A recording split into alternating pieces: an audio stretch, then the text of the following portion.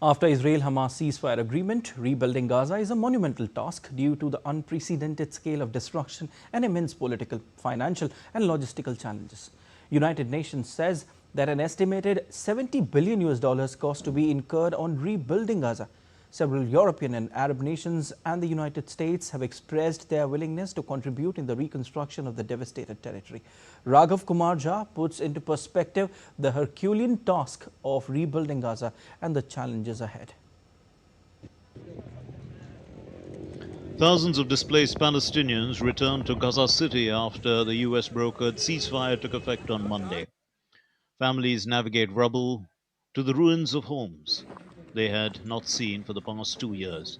Anxious to see what remained of their homes and wary of further hardships, they hope for a day when their native place would be reconstructed.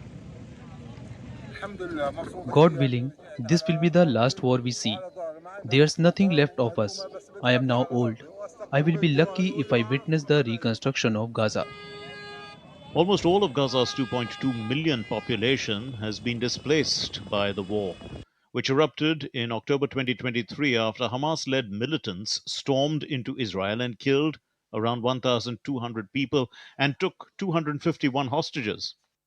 Israel's retaliatory air and ground war killed over 67,000 people, reduced much of the coastal Gaza Strip to vast tracts of rubble, and wrought a humanitarian disaster.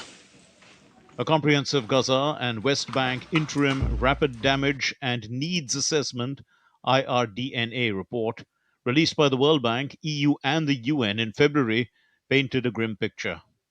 According to this assessment, from October 2023 to January 2025, the estimated physical damages incurred were around $29.9 billion, and economic and social losses amounted to $19.1 billion.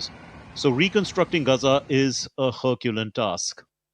UNDP says an estimated $70 billion cost to be incurred on rebuilding Gaza, and European and Arab nations and the US appear willing to contribute to the estimated cost.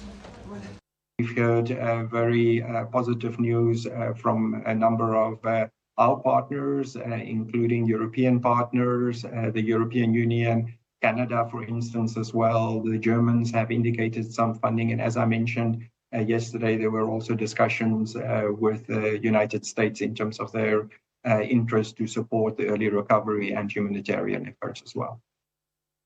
Gulf states, Saudi Arabia, UAE, and Qatar have pledged $15 to $20 billion.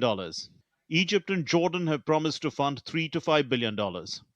United States has pledged to give $1 to $2 billion. European Union and UK have pledged to give $5 to $8 billion. The United Nations World Bank have promised to fund $5 to $10 billion.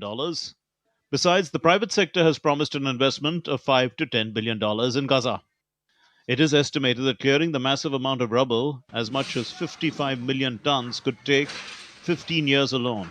This process is made more difficult and dangerous by the presence of unexploded ordnances and human remains.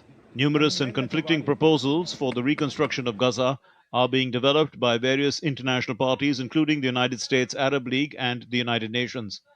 But the path to implementation remains complex due to ongoing disagreements over security, governance, and the role of Hamas. Raghav Kumar Jha's report for DD India.